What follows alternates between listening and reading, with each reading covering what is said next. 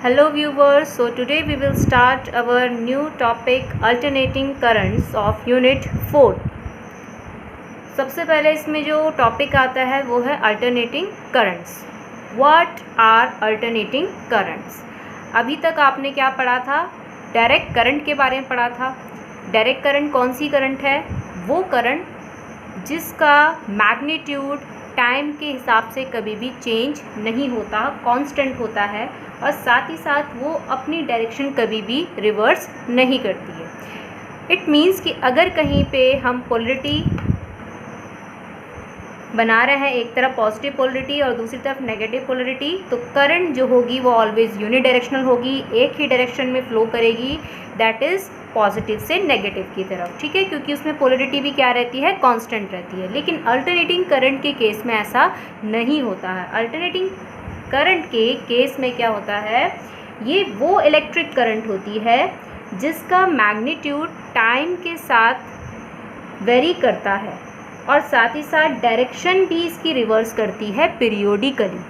जैसे कि आपने यहाँ पे दो ग्राफ देखे. ठीक है, आप यहाँ पे दो ग्राफ देख रहे हैं. कौन कौन से? जो पहला ग्राफ है वो साइन वेव का ग्राफ है, साइन थीटा का ग्राफ है. ठीक है. सेकंड जो ग्राफिकल रिप्रेजेंटेशन है वो है कॉस थीटा का. साइन थीटा की वैल्यूज़ आपको पता ही है कैसे होती है. साइन 0 डिग्री कितना होता है? 0 होता है. साइन 90 डिग्री 1 होता है. फिर साइन 180 डिग्री दोबारा से 0 हो जाता है. साइन 270 डिग्री कितना होता है? -1. देन साइन 360 डिग्री 0 होता है. ऐसे अगर मैं यहाँ पे जस्ट इसका रिवर्स कॉस के बारे में बात करूँ तो जहाँ पे साइन की वैल्यू सबसे कम होती है वहाँ पे कॉस की वैल्यू सबसे ज़्यादा होती है. मतलब जहाँ पे साइन की वैल्यू 0 वहाँ पे कॉस थीटा की वैल्यू होती है 1. ठीक है, तो आपने 11th क्लास में दोनों ग्राफ्स के बारे में स्टडी करा होगा. तो वैसे ही हमारे पास अल्टरनेटिंग करंट होती है. अल्टरनेटिंग करंट कौन सी इलेक्ट्रिक करंट है? जो टाइम के हिसाब से अपने मैग्नीट्यूड को चेंज करे. तो आपको दिख रहा होगा कि जब हम बात कर रहे हैं यहाँ पे हर किसी भी एक पॉइंट की, अगर मैं 0 डिग्री की बात कर रही हूँ तो यहाँ पे करंट का मैग्नीट्यूड कितना है? 0 है. ठीक है, जब मैं यहाँ पे जा रही हूँ तो जितना भी इसका मैग्नीट्यूड होगा, मैक्सिमम पीक, ये पीक वैल्यू है करंट की, तो इसे मैं I0 से इंडिकेट करा रही हूँ. ठीक है, तो मैक्सिमम वैल्यू कितनी है? I0. 90 डिग्री पे, 180 डिग्री पे देखो तो दोबारा से I की वैल्यू 0 हो जा रही है. फिर 270 डिग्री पे देखो तो I की वैल्यू मैक्सिमम तो हो रही है लेकिन उसकी डायरेक्शन चेंज हो जा रही है, जो कि कितनी हो जा रही है? माइनस का I0 हो जा रही है. फिर उसके बाद 360 डिग्री पे देख रही हूँ तो 0 हो जा रही है. तो इट मीन्स यहाँ पे मैग्नीट्यूड ऑफ करंट चेंज हो रहा है टाइम के हिसाब से. ऐसे अगर मैं कॉस थीटा वाले ग्राफ की बात करूँ, यहाँ पे 0 डिग्री पे वो करंट कैसे आ रही है? मैक्सिमम निकल के आ रही है I0 के इक्वल. 90 डिग्री पे 0 निकल के आ रही है. 180 डिग्री पे अपनी पोलरिटी वो रिवर्स कर दे रही है, नेगेटिव, माइनस का I0 दे रहा है वैल्यू यहाँ पे. 270 पे 0 वैल्यू दे रहा है. 360 डिग्री पे कितनी वैल्यू दे रहा है? यहाँ पे ये दे रहा है मैक्सिमम वैल्यू. तो ऐसी करंट जो टाइम के हिसाब से अपने मैग्नीट्यूड को चेंज करे और साथ ही साथ पोलरिटी भी उसकी रिवर्स होती जाए.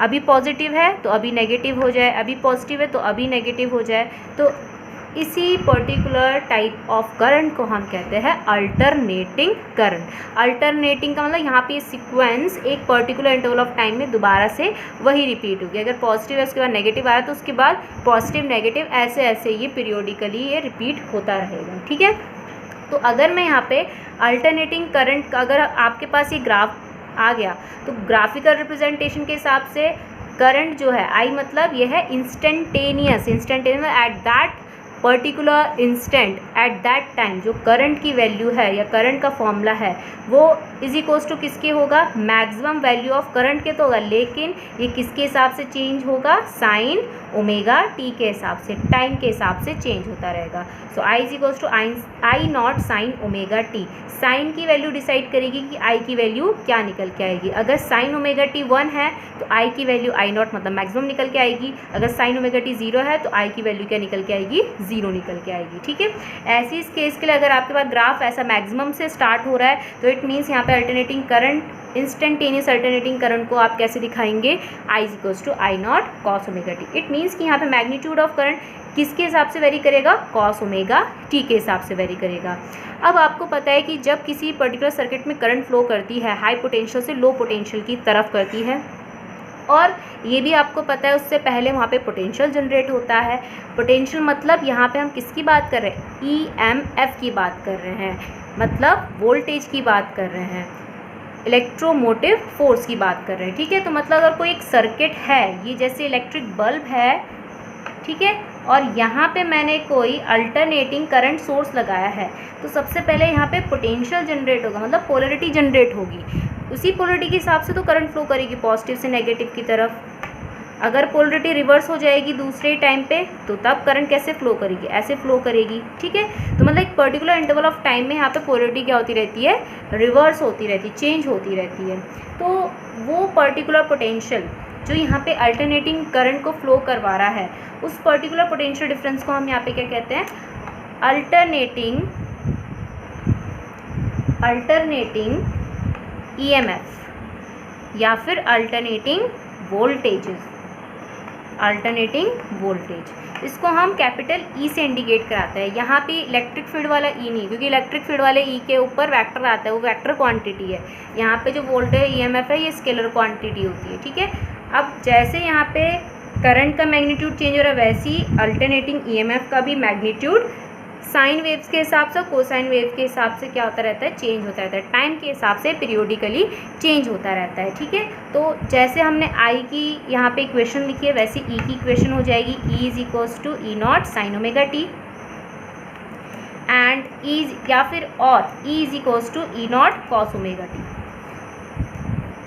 ठीक है, where E0 is the maximum value of alternating EMF, या फिर हम पीक वैल्यू भी बोल सकते हैं इसे। ठीक है, I0 को हम पीक वैल्यू ऑफ करंट भी बोल सकते हैं, और इसके अलावा इसको मैक्सिमम वैल्यू ऑफ करंट भी बोल सकते हैं, और तीसरा यहाँ पे से करंट एम्पलीट्यूड भी बोल सकते हैं। ठीक है, ये चीज़ अब आपको यहाँ पे दिख रहा होगा कि अगर मैं किसी भी पर्टिकुलर टाइम पे देखूँ, तो हर एक टाइम पे जो AC की वैल्यू है वो वेरी कर रही है, चेंज हो रही है, मतलब एक पर्टिकुलर वैल्यू नहीं निकल के आ रही। तो अब बात यह आती है कि जब अलग अलग टाइम पे अलग अलग वैल्यू निकल के आएगी AC की, तो हम वहाँ पे कौन सी वैल्यू लिखेंगे AC की। जब मेजर करते हैं तो एक पर्टिकुलर वैल्यू लिखनी पड़ती है, तो कौन सी वैल्यू लिखेंगे। तो उस पर्टिकुलर इफ़ेक्ट को मेजर करने के लिए, AC को मेजर करने के लिए हम एक पर्टिकुलर इंस्टेंट की वैल्यू नहीं लिखते, बल्कि यहाँ पे हम रीड करते हैं, स्टडी करते हैं दो वैल्यू यहाँ पे उसकी मेजर करते हैं, जिससे हमें ओवरऑल AC का पता लग जाता है। एक पर्टिकुलर पूरे ओवरऑल एक पूरे साइकिल ऑफ टाइम पे या पूरी एक साइकिल में हमें पता लग जाता है कि कितनी करंट फ्लो हुई है। तो वो होती है, या तो आपको आइदर मीन या एवरेज वैल्यू ऑफ AC नापनी होती है, या फिर root mean square value of AC। तो ये दो चीज़ें आपको पढ़नी है, mean value of AC and root mean square value of AC।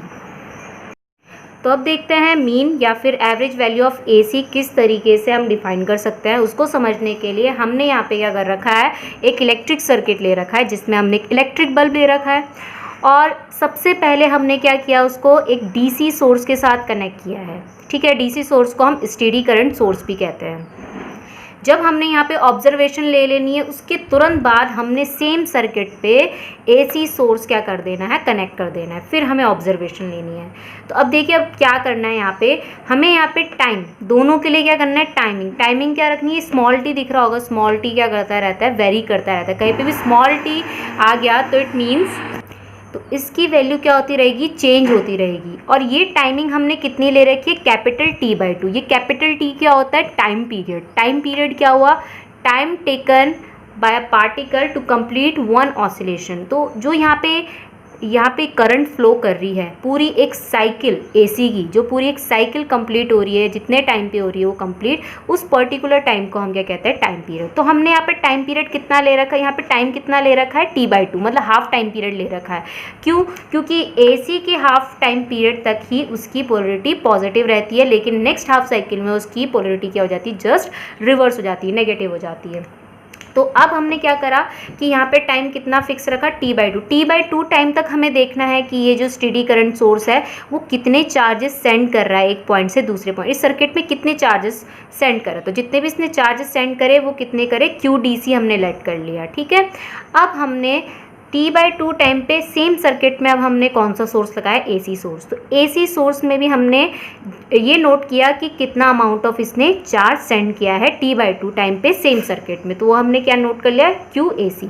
तो हमने ऑब्जर्वेशन में ये देखा कि जो भी जितना चार्ज T/2 टाइम पे सेम सर्किट में स्टेडी करंट सोर्स ने जितना चार्ज सेंड किया था, उतना ही same equal charge AC source ने सेम टाइम पे सेम सर्किट में सेंड किया है। तो इसी पर्टिकुलर स्टेडी करंट सोर्स को हम क्या कहते हैं, एवरेज वैल्यू ऑफ AC। तो यहाँ पे एवरेज वैल्यू ऑफ AC कैसे डिफाइन होती है, it is that steady current which when passed through a circuit for half the time period of the AC sends the same amount of charge as is done by the alternating current source in the same time through the same circuit। तो इसी particular steady current source को हम क्या कहते हैं, steady current को हम क्या कहते हैं, एवरेज वैल्यू ऑफ AC। इसे हम जो इंडिकेट कराते हैं IM और IA से भी करा सकते हैं। M मीन्स मीन और A मीन्स एवरेज। और ये देखा गया है कि जो भी मीन वैल्यू ऑफ AC होती है वो किसके इक्वल निकल के आती है, 0.636 times of peak value of AC के। ये हम प्रूव भी करेंगे, ठीक है। तो जैसे हमने करंट निकाली मीन वैल्यू ऑफ AC, तो वैसे ही क्या होता है, mean value of alternating EMF। तो जहाँ पे I है वहाँ पे E से उसे हम रिप्लेस करा देंगे। तो EM इज इक्वल्स टू, ये भी 0.636 होता है लेकिन peak value of alternating EMF, ठीक है। ये अभी हम इसका प्रूफ करेंगे इसके बाद, जैसे हम रूट मीन स्क्वायर वैल्यू भी पढ़ लेंगे।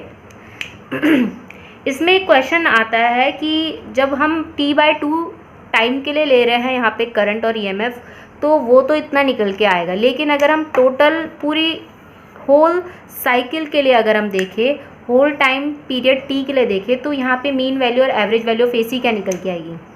तो आप खुद सोचिए, T/2 टाइम में तो वो कितनी वैल्यू दे रहा है, IM दे रहा है, ठीक है, प्लस का 0.636 I0 दे रहा है, प्लस का 0.636 I0 दे रहा है। तो नेक्स्ट हाफ साइकिल में वो क्या देगा, माइनस का 0.636 I0। तो अगर मैं टोटल यहाँ पे निकालूँ तो टोटल कितना आएगा निकल के, दोनों एक दूसरे को कैंसिल कर देंगे तो आंसर कितना निकल के आएगा, 0।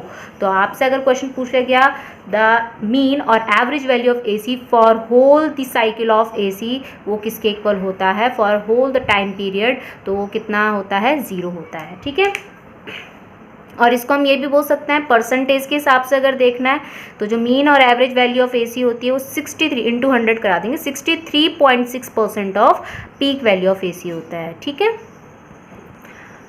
Root mean square value of AC या फिर इसे वर्चुअल वैल्यू ऑफ AC भी बोला जाता है, इंडिकेट कराया जाता है इसे IRMS या फिर IV से, ठीक है। तो इसे समझने के लिए हम यहाँ पे सेम पहले की तरह एग्जाम्पल ले लेते हैं सर्किट का। तो यहाँ पे हमने सर्किट में रजिस्टर लगा रखा है, ठीक है, जिसका रेजिस्टेंस है कैपिटल R। अब आपको पता है कहीं पे, और ये लार्ज रेजिस्टेंस है, अगर कहीं पे हम हाई रेजिस्टेंस कनेक्ट कर देते हैं तो आपने जूल हीटिंग इफेक्ट के बारे में पढ़ा ही होगा कि H is directly proportion to I square RT, H is equals to I square RT, जिसमें जितना ज़्यादा रेजिस्टेंस होगा वो उतना ही ज़्यादा वो हीट प्रोड्यूस करेगा जब उससे करंट फ्लो करवाएंगे, ठीक है। तो इट मीन्स कि यहाँ पे इलेक्ट्रिकल एनर्जी हीट एनर्जी में कन्वर्ट होगी। तो अब हमने सबसे पहले क्या करा, स्टेडी करंट सोर्स लिया, टाइमिंग आपको पता है सेम रखनी है T/2। फिर उसके बाद हमने किसके साथ जोड़ दिया, इसे AC सोर्स के अक्रॉस हमने जोड़ दिया। अब इसके बाद हमने क्या नोटिस करना है, हमने नोट करना है यहाँ पे हीट प्रोडक्शन। तो हीट प्रोडक्शन आपको पता ही है कि जब यहाँ से इस रजिस्टर से करंट फ्लो करेगी तो हीट एब्जॉर्ब तो होगी नहीं ना, इवॉल्व भी होगी, ठीक है। तो इट मीन्स पॉजिटिव ही आएगा रिजल्ट जब आएगा तो हीट ऑलवेज क्या होगी, यहाँ पे प्रोड्यूस होगी। तो वो हीट हमने नोट डाउन करनी है कि स्टेडी करंट सोर्स ने कितनी हीट यहाँ पे इवॉल्व करी। ऐसी सेम टाइमिंग में सेम सर्किट में हमें यहाँ पे नोट करना है कि कितना अमाउंट ऑफ हीट इस AC सोर्स ने यहाँ पे इवॉल्व करी, तो HAC। तो हमने यहाँ पे क्या नोटिस किया, ये नोटिस किया कि जो भी हीट, जितना amount of heat steady current source produce करा था T/2 टाइम पे सेम सर्किट में सेम टाइम पे, उतना ही सेम टाइम पे सेम सर्किट पे उस AC सोर्स ने भी उतना ही हीट प्रोड्यूस किया है R रेजिस्टेंस के अक्रॉस। तो उसी पर्टिकुलर स्टेडी करंट सोर्स को हम क्या कहते हैं, स्टेडी करंट को हम क्या कहते हैं यहाँ पे, रूट मीन स्क्वायर या वर्चुअल वैल्यू ऑफ AC कहते हैं। तो इसको दोबारा से मैं यहाँ पे डिफाइन कर देती हूँ। It is that steady current which when pass through a resistance for a given time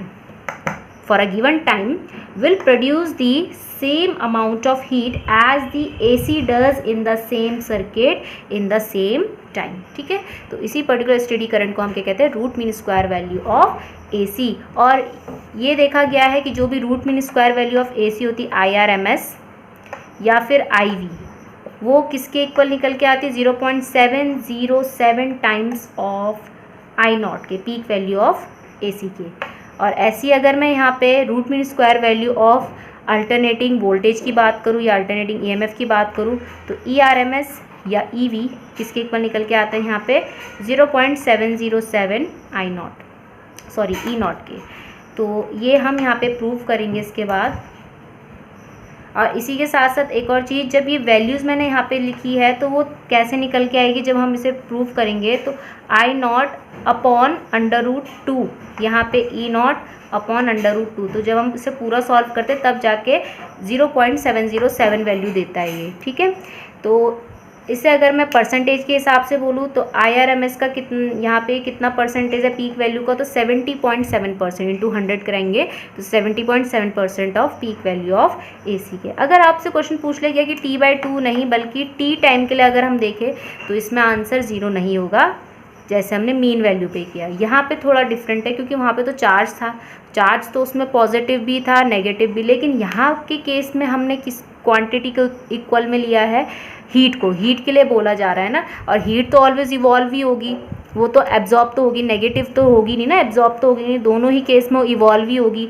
T/2 time पे भी इवॉल्व होगी और T टाइम पे भी इवॉल्व होगी। तो चाहे आप कोई भी टाइम पीरियड ले ले तो हीट प्रोडक्शन ऑलवेज इक्वल ही होगा और वो जो वैल्यू आएगी वो सेम इतनी ही निकल के आएगी। ठीक है, तो ये चीज़ है।